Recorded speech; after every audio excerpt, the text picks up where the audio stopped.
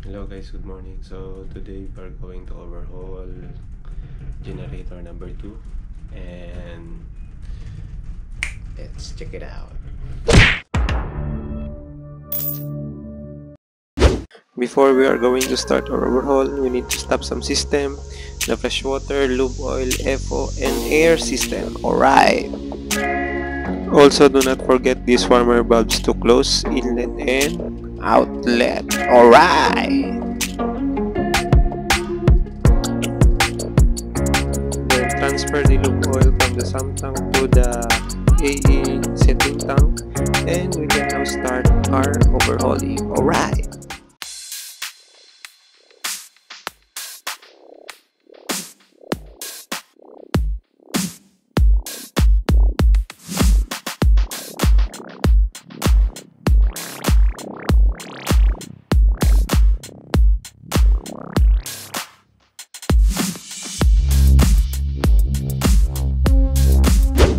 So this is our cylinder head number 1, and we are going to soak it with water and with detergent, and same procedure for other cylinders. Alright, this is our spare cylinder, and we are going to install this after checking our piston. Alright, so ang nagawa namin ngayon ay binunot lang namin yung cylinder number 1 kasi ang gusto ng engineer dahan-dahan lang kasi mahaba yung gaya namin, hindi yung lahat bunot. Kasi ang ginawa namin ngayon, nag-pull out ng piston, binunot yung cylinder head, tapos nilinis babad, tapos bukas lagay na naman.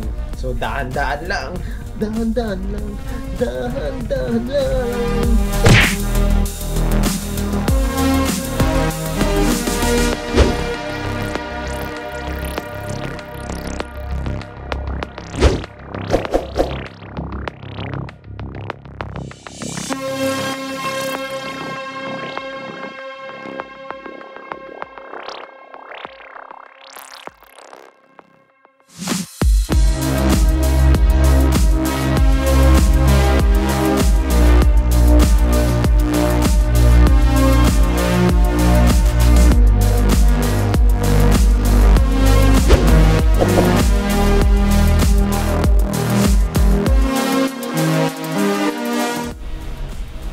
Hello guys, kakatapos ng trabaho namin, and ang nagawa namin ay nagsukat lang ng mga measurement, then bukas yung mga kasama ko naglinis ng cylinder head, then bukas kung matapos na yung cylinder head, ibalikan namin yung piston, measure pa namin yung piston, then balik na yung piston tsaka cylinder head, tapos 5 and 6, hindi pala 3 and 4 yun. Alright,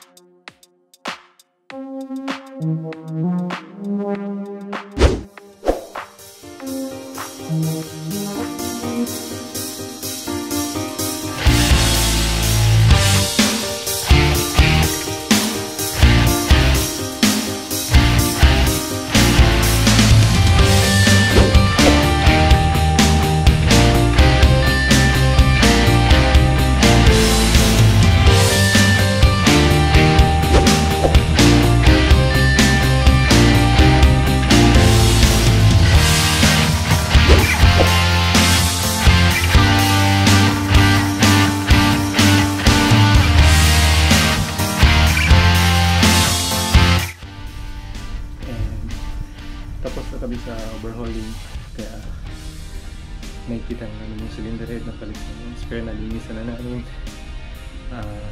Naglapping na kami sa mga valvula ng cylinder head, chinek yung piston ring, pinalitan lahat ng mga piston ring, oil ring, and nalilisan na din namin yung piston. Ang inaantay na namin ay trip tayo ng opisina kasi nga sira yung crank pin bearing namin, and meron naman kaming spare, so at galing yun sa number 1 kasi nga ganun din yung sitwasyon sa number 1, sira din yung cramping bearing. Tapos chinek ng Daihatsu team, and yung cambio ng spare ay yun yung gagamitin namin para sa number 2 na galing sa number 1 mismo na pinalitan ng Daihatsu. Alright. This time we are going to clean the fuel oil injection valve. As per observation, all parts are good, but the nozzle tip are need to change with new spare. Alright, we are now done checking our fuel oil injection valve and changing the nozzle tip. And please be reminded that our operating pressure for our fuel oil injection valve is 32 MPa. Alright, we are now going to clean our centrifugal filters and the oil filters before refilling our sump tank, our generator, for good circulation of lube oil. Alright.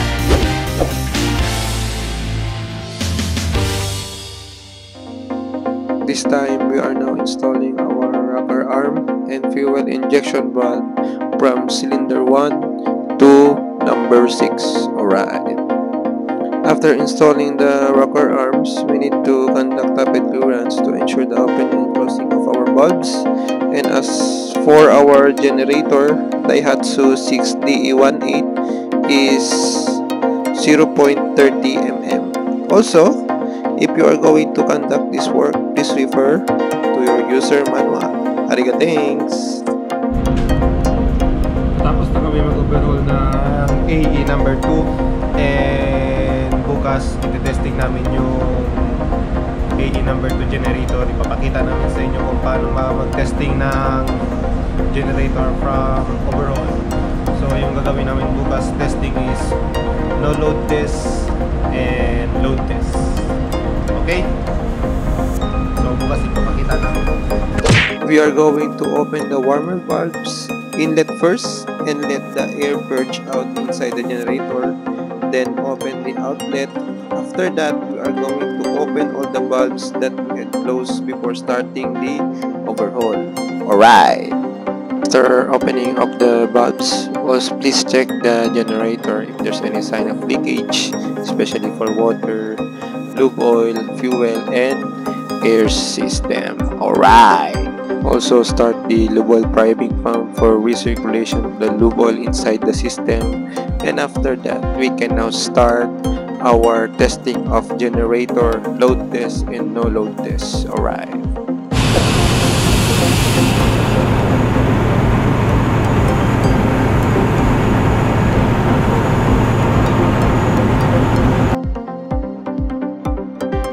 Open the crankcase door 1 to 6 and check the temperature and movement of the bearing by using a screwdriver. Alright.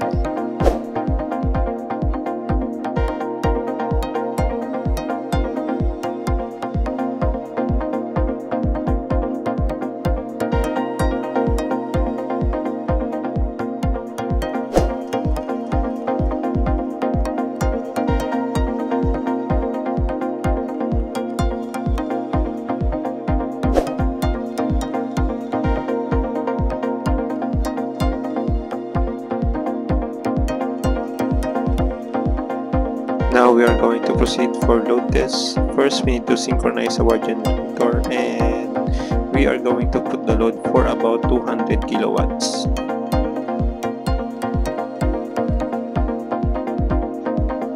After that, we are going to open the crankcase door one by one and to check the temperature and movement of the bearings. And according to my data, after the overhaul and testing of the generator, the generator is in good running condition. Alright! And that's it for our overhauling of generator. And next is we are going to overhaul the generator number 3 after departing here in Santos, Brazil. So for now, I am preparing for the spares to use for the generator number 3. And as for my experience, this is my first time to handle the Daihatsu, because I'm used to Yanmar, but the Daihatsu service come come here on board to service the generator number 1. Then I'm just looking for their thing on what they have done to the generator. And for me, I used to read the manual before I started to overhaul the generator number 2. And for aspiring second assistant engineer, just read manual and don't forget to and have the confidence in yourself. Alright, because this is my first time too as a second assistant engineer. Thank you and God bless. Also, special thanks to my first assistant engineer, Sir Adjusola Vincent, for guiding me throughout the job, and for my chief engineer Regine Solano, and to my co-workmates here on board, from Wiper Oiler, Wiper Christian, Oiler Sanico, Oiler Condada, and also for third assistant engineer Baldo Liogen. Thank you, and God bless.